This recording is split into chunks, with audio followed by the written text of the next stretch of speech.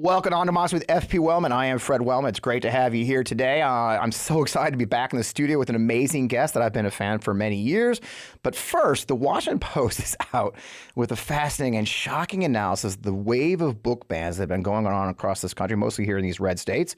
They requested records from over 100 school systems that had books they banned and found the shocking results that essentially 11 individual people were responsible for 60% of the book bans. 11 people. And there is not a nationwide there is not a nationwide movement of people calling for censorship. This is really a coordinated, organized effort leveraging attention, targeting key officials led by, Moms for Liberty and other extremist groups. According to this Washington Post report, they analyzed the complaints to determine who was challenging the books, what kinds of books drew objections, and why. Nearly half of all filings, 43%, targeted titles with LGBTQ characters or themes, while 36% targeted titles featuring characters of color or dealing with issues of race and racism.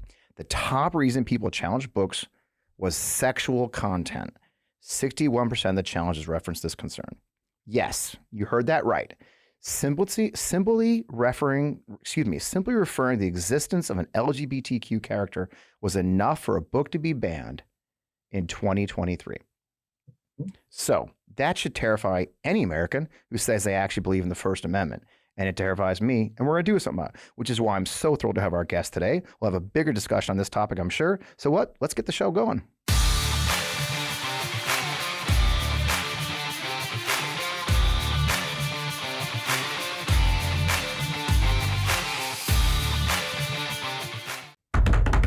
Welcome. I mentioned before, I am Fred Wellman. This is Under Moms with FP Wellman. You're in the right place. If you're in the wrong place, stay, get a beer, relax. It's going to be great. I live in Missouri, so I've been seeing the insanity of what the Republican Party is doing with the help of their extremist allies like Moms for Liberty and a massive propaganda network supporting it all. Our guest this week has been in this fight for our nation, her community, and our democracy for her entire adult life, while also offering some pretty on-point TV and Royals criticism, I might add, while she's at it. I am thrilled to welcome Charlotte Clymer to the show. Charlotte is a writer, communications consultant, transgender activist, and military veteran. She writes Charlotte's Web Thoughts, a popular Substack newsletter about politics, religion, and culture, as I mentioned. Charlotte's sister, welcome to the show. It's so good to have you here finally. Hey, Fred. How you doing, brother? I'm really good, man. I couldn't be happier to have you here. It's been a long time coming. I followed you for ages. I was following you when you came in the military, when you started causing trouble and causing a ruckus. So it's good to have you. It's a crazy time politically, but I wanted to actually start the show off because it's also Memorial Day weekend, right? And I wanted to chat first about, what that means. I think a lot of folks who follow our show or viewers or listeners, Memorial Day is always a weird one, right? So what do we do? The big joke in our community, of course, is don't say happy Memorial Day, right? I think it's an important holiday. It's an important holiday for me, especially those who served during the wartime like we both did. You have such a unique military experience, though, for this weekend because you served in the old guard at Arlington. So, how do you approach this weekend? Well, let's start off with the basic one, which I think a lot of people in good faith mix up. So Memorial Day is not Veterans Day. Nope. Veterans Day is November. It celebrates everyone who served, regardless of the outcome of their service. Memorial Day is specifically for people who died in sacrifice to our nation. Not just folks who died in a combat, but those who died in a theater of operations in service to the United States. So on Memorial Day, we remember those who sacrificed everything in our honor. And we remember them and their families and their caregivers. That's the whole point of Memorial Day. And what you'll see this weekend at Arlington National Cemetery is President Biden will come to the Tomb of the Unknown Soldier. He'll present a wreath, not just to the Tomb of the Unknown Soldier, but to everyone who has died in service to our country. So it is such an important holiday. It's such an important moment to recognize those who gave all. And I think it's arguably our most important holiday, in my humble opinion. Yeah. I know I love Arlington. It's funny. And whenever I went to DC before I lived in that area, I always visited Arlington every time. It's such a place of honor and peace. And after I did 3 combat tours in Iraq, plus I did Desert Storm. Actually, Desert Storm is where I lost my first soldiers. I lost 2 soldiers in Desert Storm. They're not buried in Arlington, but they're in their VA cemeteries in their hometowns. And I was always taken aback by just when I don't know, you step across that threshold into Arlington, and you can sort of feel the weight of the moment, feel the weight of those who served. That long line of gravestones. It must have been something to work there. And that was your first job in the Army, was to. Because you're tall, I bet, right? Is that the issue, Charlotte? They love tall people there. They sure do. They sure do. I enlisted in 2005. Yeah. And I decided infantry. I was talking to my recruiter. There you go. And I was 19 years old, and he's like, all right, so you have good ASVAB scores. You can do anything you want. You can be a translator. You can be a journalist. You can do intelligence. You can do anything you want. I was like, I want to be infantry. That's what I want to do. And there was a pause. And he's like, okay, you can do anything you want. There's a war, right? He was incredulous. He didn't understand why I wanted to do infantry. But the death toll in Iraq adjusted 1,000. Yeah. And although I was against the war, and I still am, I think it was a disastrous foreign policy decision for us to invade Iraq. I still felt this need to serve and to share in the sacrifice of people my age. And so that's why I enlisted. Yeah. Dropped out of community college, enlisted in the Army. And my first duty station was the 3rd U.S. Infantry Regiment, better known as the Old Guard. It's National Cemetery. So whenever you see video, and you know this, Fred, but I'm saying this for your listeners. Yeah. Anytime you see a flag-draped casket being carried in Arlington, that was the unit I served in. We carried caskets. We received the remains of service members who had died in Iraq and Afghanistan, and whose remains arrived in Dover, Delaware Air Force Base. Yep. And it was an honor. And it was such an important moment early in my adulthood, because it put across the grave consequences of what it means to be a leader in this country and to send young people into war. Mm-hmm.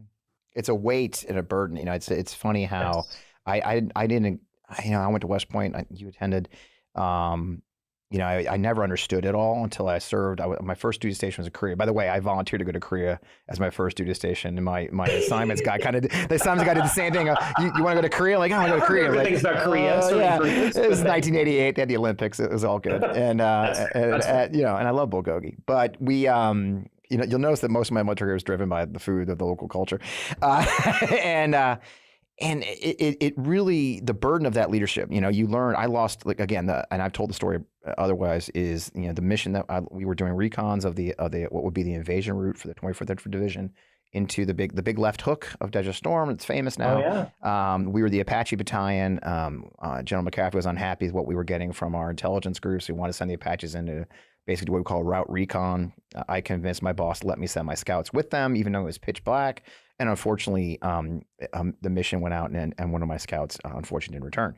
And that burden for a 25-year-old kid, I was a kid basically, because I look at the same age as my youngest son. Was your first lieutenant, second lieutenant at the time? I was a 1LT. Yeah, it was my second assignment in the Army. And I tell you, it's a burden you carry with you. So for me, especially going to Arlington and being aware that these young men and women sacrificed for their country, or served, or got sick, or and the weight that goes with it. My parents are buried here. My dad was a Marine in World War II. He's buried here at Jefferson Barracks National Cemetery, which is a lovely cemetery. And last year, I think it was 2 years ago, I did a video for the Lincoln Project when I was still with them. So 2 years ago, and I went down it was funny. My girlfriend came down to film it with me. They asked me to do it just like a bit, and you know how we are. It's like, well, I'll just go do it. It's no big deal. Yeah. I'll just walk in. And we get there, and she flips the camera on, and I freaking break down like a freaking, like a child. And she goes to the camera, she goes, "What's going on?" I said, I don't know. You just don't think about it till you think about it. And when you think about it, the emotions come. And we compartmentalize. Yeah. So we learn how to compartmentalize. Yeah, it's an age of our beast. I wanted to segue from that to another war, right? And the political world. We're kind of in a fight for our lives too, and especially the transgender community and the LGBTQ community is. One of the things I say here in the show a lot is, many in DC, and you're there, say that a lot of these issues we're dealing with in the red states, like the abortion or the book bans or the LGBTQ or the transgenders, the drag show issues, are culture wars. And a theme I use a lot, people are probably sick of hearing it on the show here, is that for those who are living out here, and for those from that community like yourself and your peers, it's a real ass war. People's lives are in danger. People are losing their lives. You've been an advocate and leading voice for the LGBTQ community for years, and you're a veteran. Do you see this as a war? I mean, what's your perspective on that? And you're in DC. You're in DC. Do you get frustrated by the terminology of a culture war issue when you know that you're seeing others in your community suffer? I mean, what's your take on that? I hate the term culture war. Right. Because culture war is like a culture war, in my humble opinion, would be like, I'm from Texas. Where are you from? Where are you from again, Fred? I'm right here, Missouri, St. Louis, Missouri. Missouri, right. So you're from Missouri, I'm from Texas. You get a culture war between us would be talking about who has the best barbecue. Well, Missouri, right? But go ahead. I love me some Texas barbecue. But I admit freely, I love me some Texas barbecue, so I'm not There you go. That is a culture war. Right. What is not a culture war is debating the validity of another person's humanity. That's not a culture war. That is putting a referendum on whether someone should exist. I think there are a lot of folks who are listening to this, a lot of your listeners who are good people, who are wonderful people. They just may not know a lot about trans folks. Right. And I get that. I get it. To a lot of people, it may feel unfamiliar. It may feel a little intimidating. They don't want to say the wrong thing. And my message to those folks is just get to know us. Yeah. That's all you got to do. We are as diverse as anyone. Trans folks come from every race, every ethnicity, every religion, every state, every country, every culture, going back to antiquity. This is not a new thing. You can literally find trans people all throughout human history, for as long as there's been recorded human history all over the world. Yeah. And so what I try to do is get the point across that we are just like everybody else, except we struggle with what is called gender dysphoria. And this is not a mental illness. This is not a disability. It is primarily an incongruence between how our brain operates and the rest of the world around us. But trans people are everywhere. We're elected officials. We're public school teachers. We serve in the military. There are an estimated something like 14,000 trans people serving in the military right now. Yep. Many of them in the closet, admittedly. Yeah. You don't even know. A lot of them serving out there. I tell people all the time, you've probably met trans people and didn't know it. It's not that simple, all the time. I'll be very honest. One of my first soldiers I met who was a transgender young man, I had no idea, none, until one day he pulled me and says, by the way, I'm like, oh, shit, you didn't have to tell me, bro. I had no idea, and by the way, God bless you. Have a great, just keep doing your shit. I don't care. It's again, I tell people all the time, you probably don't. We had this conversation during the Don't Ask, Don't Tell days. I remember I had a colonel who's like, Fred, lifting Don't Ask, Don't Tell, allowing gay soldiers to serve is going to destroy morale. I said, sir, would they serve now? Sir, I said, sir, we have soldiers right now. You were leading soldiers right now. What do you mean? Sir, Captain, I won't name his name. You know what you know? You don't really think the captain's bringing his roommate to every event. Did you bring your roommate to your balls? and he literally sat there for a second, Charlotte.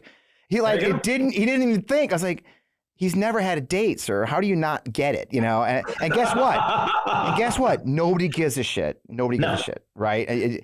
So it's the same thing. You may not even know, right? I mean, what matters in the military? It's the standard. Right. Do you meet the standard or do you not meet the standard? That is the only thing that matters. Right. It was funny. Standard of excellence. And you lived through Don't Ask, Don't Tell. I remember God, the gnashing of teeth about it being lifted, and it got lifted, and know what happened? Nothing happened because your generation of soldier, Charlotte, your generation of soldier grew up with a much more open mind and then just didn't care. And then we were at war and everybody's like, I don't give a shit. Just do your job. I don't care who you love. Just fight. And it's funny these days, if there's a gay soldier who gets kicked out of the military, it's because they're just not a very good soldier. Right. Exactly. Well, you suck at soldiering. If there's a trans soldier who isn't meeting the standard and isn't trying to meet the standard, I'll be the first to say, yeah, kick their ass out. They don't belong in the military. Right. Or a white guy like me, or a white guy like me. I mean, again, it is what it is. Certainly being an old white guy doesn't make me a better soldier. Frankly, sometimes I wasn't that great. I live in Missouri and it's been an absolute all-out war on the transgender community here. I mean, vicious lies, doxing. One of the leading gender affirming care clinics in the country through Washington universities here. They were doxed because I'm sure you saw the stories about the fake insider who made stuff up. It's just horrible. Yeah, it was just horrible. I mean, what is the community? I mean, getting back to what you said, it was and I've heard you say it before and it strikes me. What is the impact on your community from this ongoing assault on the right to even exist? I mean, I say it often. I mean, it must be devastating. It's very scary right now, Fred. I mean, in all seriousness, it's very, very scary because we have science on our side.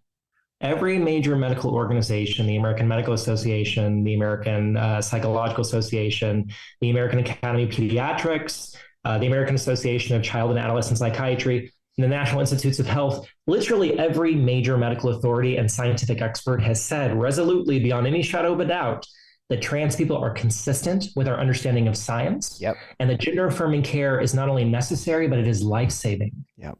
Right? That's all that should matter. Right. Doctors, families, and trans folks, and in some many cases, trans kids. But what we hear over and over is this propaganda. So let me disabuse some of your listeners of some propaganda they've heard. Let me tell you if you've heard this one, that there are trans children getting surgery. You've heard that one, right? Oh yeah, that's Missouri, baby. Totally false. Yeah. Complete lie. Not true. Yep. Yeah. So what happens is there's this thing called WPATH. And it's basically the standardized guidelines for gender affirming care for children and adolescents. You cannot get hormones if you're under 16. You can't. Okay. It's just not the recommendation. So it doesn't happen. You can't get surgery under 18. Okay. Now, there are very rare circumstances in which perhaps a young trans man or a trans teenager who is a male will get a mastectomy, right, in consultation with their doctor, but they have to go through a rigorous process in order to do it. Now, let me point out something as a comparison. In 2020, which is the latest year for which we have this data, there were 3,200 young women under the age of 18, minors, who got breast enhancement surgery. Meaning they got surgery to enlarge their breasts. Over 3,000 young women. Wow. 3,000. Now, do you think there was anything approaching? How many states do you guess have banned that practice in the last couple of years? None that I know of. California, not a one. Okay. Not a one. Wow. But if you were to go to these same anti-trans politicians and say, well, listen, on one side, we have doctors saying that this is life-saving care and that trans kids should have access to a reasonable approach in gender affirming care, they'll say, no, hell no. But if you were to ask them, is it okay for a 16-year-old girl to get breast enhancement surgery? Do you think that she has the wherewithal to do that? They'll say, oh, well, that's a different issue, but it's not a different issue. That is altering your body for a non-medically necessary reason because you want to. It's a cosmetic reason. And look, that's between families and doctors and the teenagers who pursue that. That's none of my business. But if you're not going to say something about that, but you are going to say something about something that's life-saving, that literally has been proven to reduce suicidality, depression, et cetera, we got a problem, and we got a big problem. Wow. Yeah, we had that debate here in Missouri, but of course the trans sports bills and all these things. And Peter Meredith, who's a local state delegate here from St. Louis, just did a brilliant job. You may have seen it on Twitter, just dismantling the Speaker of the House, or the Republican Speaker of the House here. And he brought up the point that the first gender affirming care clinic was in Germany in the 30s. That's right. And it was burned and destroyed. Right. The first thing the Nazis did was burn down the gender affirming clinic, and they banned LGBTQ people. And we're not just talking, and I know some of your listeners will be like, well, I was gay and lesbian and bisexual people. No. There were trans people in Germany who were getting gender affirming care early on in the Third Reich because scientists recognized that it was just common sense. Like, yes, this person is clearly struggling. This is an easy medical treatment to approach. And so that's what they did. And it was successful until the Nazis took over. And then they started putting trans people and really LGBTQ people generally into these death camps. LGBTQ people were some of the first victims of the Holocaust. And a lot of people don't understand that. No, it's gutting when you hear these stories, and I really appreciate your perspective. And talking about Nazis, let's talk about that. So we're having insane discussions as well about that topic, right? I think we've both discussed this for years: the continued rise of white supremacists and extremists within the ranks of the military and the veteran community. Unfortunately, you wrote about it in February 2021 in the USA Today. You concluded, and if you don't mind me reading, you concluded with this: please. I'm a proud veteran, and I'm one of millions of veterans who have looked at this ongoing catastrophe with horror and disgust. As a fraction of cowards who serve within our ranks and are carrying out a violent racist ideology against our country and forsaking the oath they took to defend our Constitution. We need to do better immediately, and that starts with being honest and acknowledging the effects of systemic racism on our military and our nation. Right. And now we have Tommy Tuberville, last week, in his ongoing efforts to stop abortion care and others, he's holding other promotions over 200 general officers. His latest one is about, it changes by the week. I think first it was not, we have too many generals now, but last week he said it out loud. He says, that the Biden administration is trying to keep out white nationalists. They call them white nationalists. I call them Americans. And he wants to stop any programs. Where do we think, that's 2 years now. Where do you think we stand protecting these institutions that you and I served in? So, well, and let's point out the obvious here, and I think this needs to be said as often as possible. Tommy Tuberville didn't have the courage to serve in the military. Bingo.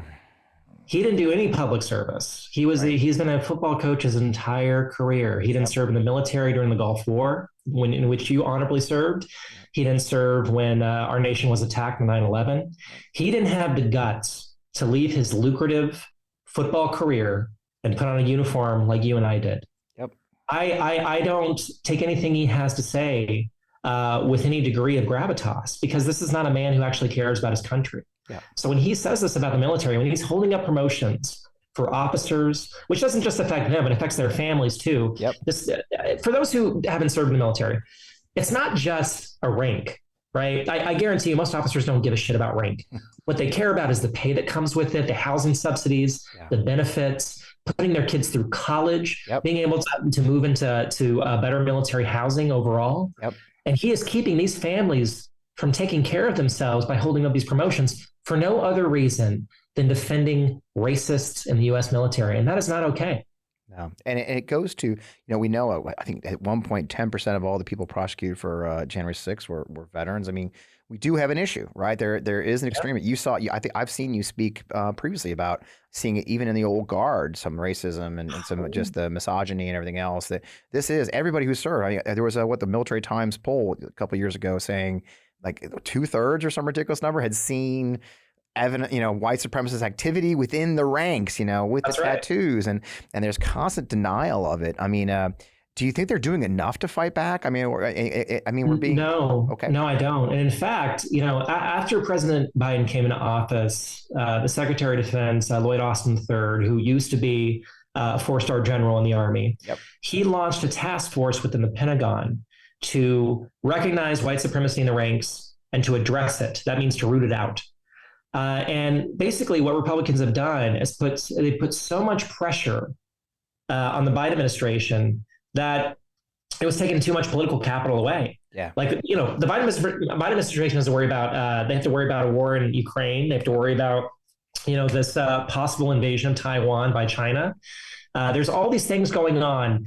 And so the Biden administration just eventually said, you know what, we can't do this. We can't keep wasting our national security apparatus to worry about these handful of Republican senators who never served in the military, getting anxious over tackling white supremacy. And so they had to put the task force on pause. And that's what they've done. The task force has not been functional for like 9 months now because of Republicans who have held our national security hostage in order to protect racists in the military. That's a great play. Let's take a pause for a second for our sponsors. We've got some great folks to support the show. Yeah.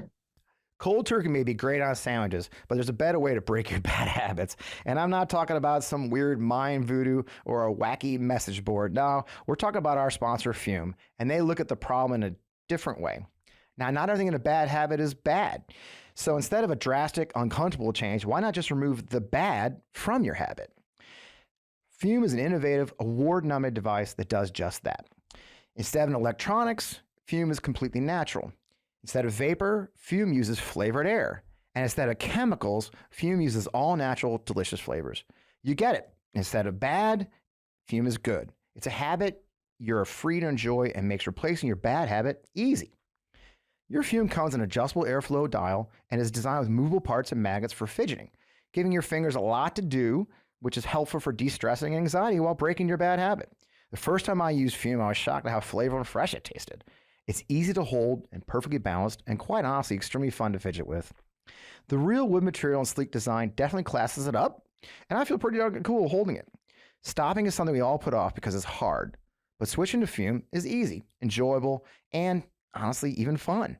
Fume has served over 100,000 customers and has thousands of success stories. There's no reason that can't be you. So join Fume in accelerating humanity's breakup from destructive habits by picking up the Journey Pack today. Now, head to tryfume.com, and use code FRED to save 10% when you get the journey pack today. That's tryfum.com and use code FRED to save an additional 10% off your order today. As you know, I have a big family, and that means there's usually a lot of garbage left over by the end of the week. And frankly, I used to feel really guilty about it, but then I got a Lomi. Now that I have a Lomi, it's changed the way I think about my food waste. Lomi transforms my garbage into gold at the push of a button. Lomi is a countertop electronic composter that turns food scraps into dirt in under 4 hours. Now I love composting. Plus, it's made cooking at home even more fun. There's no food rotting in my garbage smelling up the kitchen. Thanks to Lomi, I only have to take out the trash like once a week, and it's hassle-free, mess-free, no more leaking bags. So here's something cool too. I turn my waste into nutrient-rich dirt that I can feed to my plants, my lawn, and my big garden in my backyard. That means it's not going to landfills and producing methane gas. I get to help the environment, and that makes my life easier. All my food scraps, plant clippings, and even those leftovers I forgot in the back of the fridge go back into my garden. Help me grow more nutritious food right in my backyard. I learned recently that food waste makes up a huge portion of our personal carbon footprint. So by reducing the amount of food I send to the landfill, I'm helping to do my part for the planet while also feeding my garden. So whether you want to start making a positive environmental impact or just grow a beautiful garden like mine, Lomi is perfect for you. So head to lomi.com/Fred and use the promo code FRED to get $50 off your Lomi. That's $50 off when you head to lomi.com/Fred and use promo code FRED at checkout. Thank you, Lomi, for sponsoring this episode of the show. And we're back. So, well, I mean, that's exactly it. I mean, and it is undermining our, good order and discipline. I mean, that's the words you learned as a private, right? Is undermining good order and discipline. Everything's about good order and discipline. And the presence of racism, the presence of racists through present history, knowing that these white nationalists, these other are actually trying to get guys in the military for the training they can use and afterwards these militias, undermines good order and discipline. And you saw it firsthand. Can we define that for folks, Fred, so that they're not confused? Because I feel like some people are going to listen to this and they'll be like, well, listen, I've accidentally said something wrong in the past. I didn't mean to say it. Maybe I said like something that I didn't mean to be offensive, but I did. We're not talking about that. We're not talking about harmless, good faith mistakes. We're talking about people who openly express white supremacist views, who say things like white people are the superior race, who say, hey, maybe Hitler wasn't such a bad person. Maybe he had some good ideas in his ideology. That's what we're talking about. We're talking about out and out racists who are in our military right now. Yeah, it's not guys who had the N-word slip, right? Which is bad enough, sure. Which is bad enough. But, I tell people all the time, Charlotte, I used to tell people all the time, well, the military, I can't believe they didn't get, I can train a soldier. I can put rules in place, but I can't overcome 18 years of you raising them. Right? No. If you raised a terrible person, if you raised a racist, my 8 weeks of basic training and the UCMJ is not going to get that out of his or her head, right? So we have to have but what makes the military special, and it frustrates those of us who are advocates, I think, when you look at the police, for example, let's use a counterpoint, is the military does have a system called the Uniform Code of Military Justice, which does punish people for breaking these rules and can even put them in jail. Whereas what we see on other organizations, and this is what I think why I'm still proud of my service and I'm still proud to support the military and still will vociferously defend them. We do have a system to out the bad and force them at least from the ranks, so they're not access to guns and all that. But unfortunately, we see other elements of our society are shirking their duty and running away from it. I mean, do you see the danger in these folks in the police ranks and in the other places in our society, right?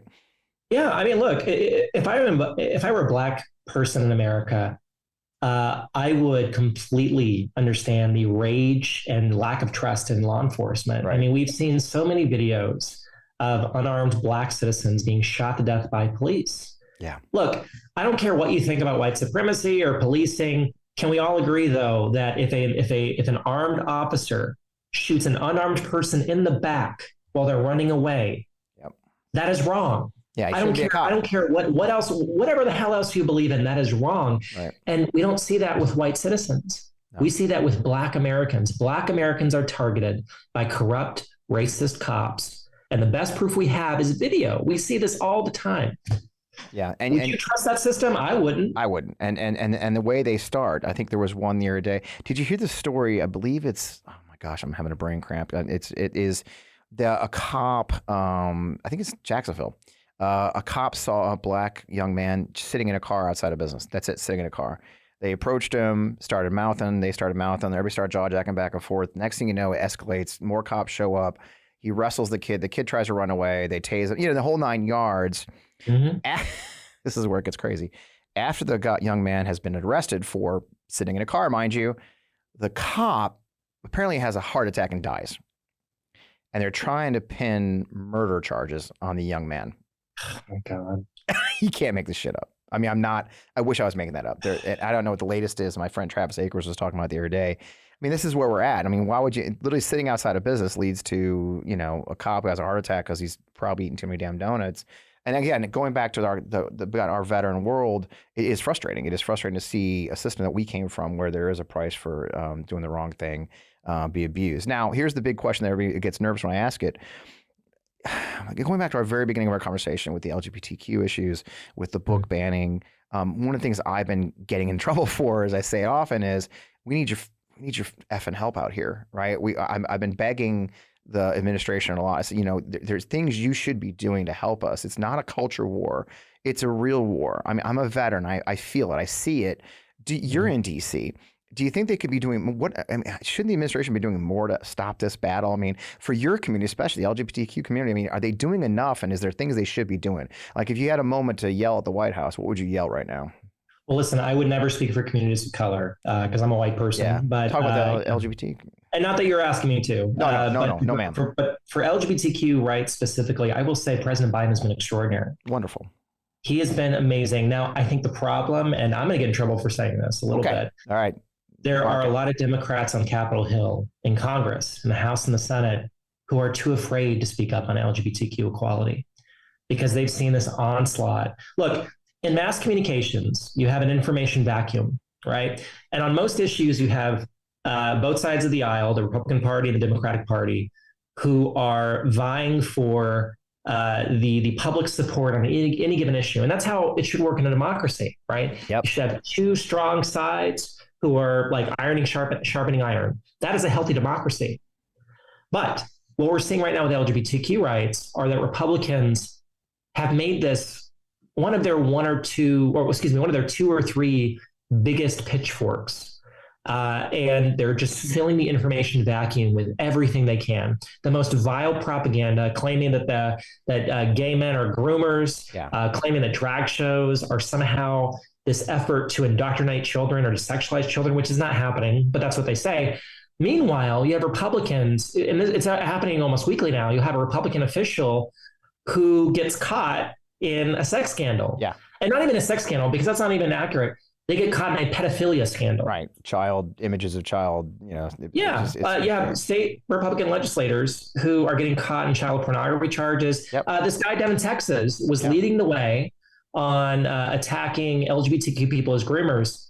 Turns out he invited an intern, like a 19-year-old intern, to his apartment, plied her with alcohol, and under the guise of mentorship, and then followed up with her, I think, in the next week or so, to basically intimidate her into silence. Basically say, hey, if you say anything about this, I'm going to come after you. Now, unfortunately, the Texas State Legislature voted unanimously to expel him from the chamber. Yep. But this is what we're talking about. It's always projection. It is always taking what they do and projecting it on vulnerable communities who have nothing to do with it. Right.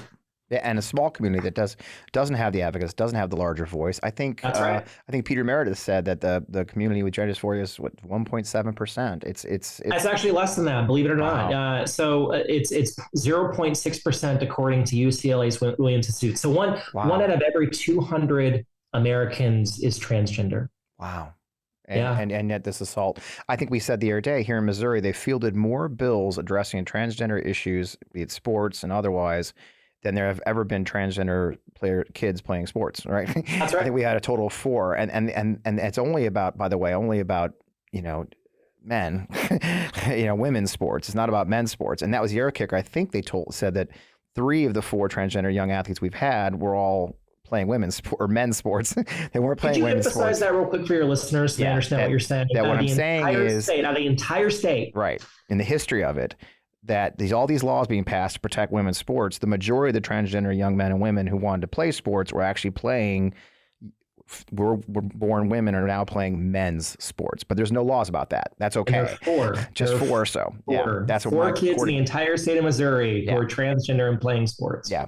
We had a guy. It's funny. My girlfriend Heather is. You think I'm feisty? Whew, she is tough. She's Dutch. She's tough. And we had a school board guy show up at our house, and we pulled in. I'm like, I'm not taking this. You're up. You're up. And he was running for office, and she goes, "Oh, I'm in, baby." So she rolls on out there, and this guy, everything's fine. He's, "Oh, I'm not a crazy one. I'm one of the normal ones." Blah blah blah blah. And the other guy goes, "Well, one thing I do want to take on is they're transgenders playing sports. I think it's just wrong." And she just rolled in hot on. I'm like, "Okay, well, tell me about that. How many we had in our school district? Go." "Well, I don't know if we've had any." Oh, hold on. You want to make this a school district issue in this school district? You need to have your numbers. How many men or women have tried to play sports who are transgender? And the answer, by the way, is zero. Mm-hmm. Zero. And this is one of his number one priorities. And I feel bad for the guy. He did lose, by the way, probably because he got his ass whipped by my girlfriend. She's tough as nails. But that's the thing. I mean, it's just insanity. Meanwhile, by the way, it came out today that Missouri is the 50th of 50 states for new teacher pay. Yep. One of my friends posted on her Twitter that she has 3 children. 5 of their teachers amongst 3 kids are leaving in the teaching profession from Missouri. They're just quitting. They're done. They're just leaving. And this is the priority. The priority is these things. So it's when you have no ideas there. And look, I'm not trying to be too partisan here, but the Republican Party, let's be honest here, has no new policy ideas. They don't know how to provide health care. They don't know how to provide housing. They don't know how to tackle homelessness or poverty. So what do you do when you don't have ideas? You give something for people to be afraid of. Yeah. And you tell them they're the reason you're struggling. Right. So we all hate the same thing together. Yeah, I think somebody said it best a few years ago. Why do they like Trump? It's not his policies. It's just he hates the same people we do. And that's Can I make 2 quick points for you, too? Because I think this is important. Please. Since 2011, the NCAA, well, before 2021. So between 2011 and 2021, the NCAA had this policy that allowed trans athletes to play openly at the college level. And in that time, there were about, I want to say, in that 10-year period, there were about 600,000, between 600,000 and 700,000 young women who received college athletic scholarships in the United States. About 650,000. How many of them that received college athletic scholarships were transgender? Do you know? I do not. 0. That's what I figured. Believe it or not, and I know this sounds, based on all the propaganda we get day in, day out, there has never been a young trans woman in the United States who has received a college athletic scholarship. It's never happened. Wow. Not a single time. Can you believe that? Just propaganda. Not a single instance. You look at Leah Thomas, this poor young woman who won the NCAA national championship in one of these events. Didn't win. What's that? She was, I think, second, actually. She didn't actually win, I don't think. She did. She did win one event. She did win one event. But it's interesting, though, because at this swim meet, which is a national championships, she competed in like 5 events. And the other 4 events, she got her ass roundly kicked. Right. She didn't even get the podium. As one does, right? There were 29 NCAA records broken at that swim meet by women. Do you know how many she broke? None. I know that. None. 0. She didn't even post the top 3 fastest times for her event. Yep. Look, I got to tell people over and over again, this is a canard. This is the Republican Party looking at all the issues that you bring up. I don't have money to feed my family. I can't get a job. I can't find adequate housing. I don't know how to buy a home. I don't have the money to do it. And they're taking your issues that you're scared of and they're saying, hey, don't worry about that. Worry about this trans woman who has nothing to do with any of that, competing in an event after she follows the rules, after her fellow swimmers, like basically non-trans women who are looking at her and saying, yeah, of course. Yeah, go ahead and play with us. We're fine. We don't give a shit. Yep. And they're taking her and making her a scapegoat for all your problems. That's how they do this. Yep. And it's insidious. Now, I always like to, every episode near the end, I like to ask, how the hell did you get? I ask people all the time, how'd you get? Because it's funny, people like us will go on TV or something like that, and you just pop on and you start talking, right? But it's the journey. Like, how did you get here? I mean, you went from a soldier, you were a West Point cadet, to advocacy, to awards, a bit of fame, right? What's the journey from what's the journey from the barracks of Fort Myer to hear the pinnacle of where you are as a voice for our community? I grew up in trailer parks in Central Texas, and I was the first. Neither of my parents graduated college. Neither of them attended college. Yeah. And I know what it's like to live paycheck to paycheck. I know what it's like to be on welfare, and I know what it's like to be in a family that's looked down upon. Yeah. That other people who have a lot more privilege or have more established families, they'll look at you and say, "Actually, you're not trying hard enough. Your parents are lazy. You don't belong here." And I never wanted another young person to feel that way. Yeah. So I started writing about these issues. That gained steam. I developed this platform on Twitter, started working at various organizations. I was a press secretary at the Human Rights Campaign. Yep. I was a comms director at Catholics for Choice. And all these things kind of wrapped up in the idea that I love this country. I love America. I want America to be the kind of country that we all want it to be, which is a place where it doesn't matter who you are. If you're willing to put in the work, if you are willing to do what needs to be done, then you can succeed. But as a corollary, that no one gets left behind. Yeah. No one. We served in a military where we were taught that you don't leave any man behind, any service member behind. We should live in a country where no one, regardless of who they are, ever has to worry about where their next meal is coming from, ever has to worry about having a warm bed to sleep in at night. That's the country we should be. And by the way, to those who attend church every Sunday, I would say I do too. And what does Christ tell us? Christ tells us that at the base, at the most fundamental part of our commission as children of God, is that we ensure that the weakest, that the most meek on earth are taken care of first, that everyone gets food to eat, everyone gets housing, everyone gets healthcare. That is central to Christ's mission on this earth. So why aren't we doing that? If this is really one nation under God, as so many of these religious fundamentalists tell us, why aren't they doing everything it takes to protect the most vulnerable among us? And they can't answer that because they don't have a good answer. Yeah. Yep.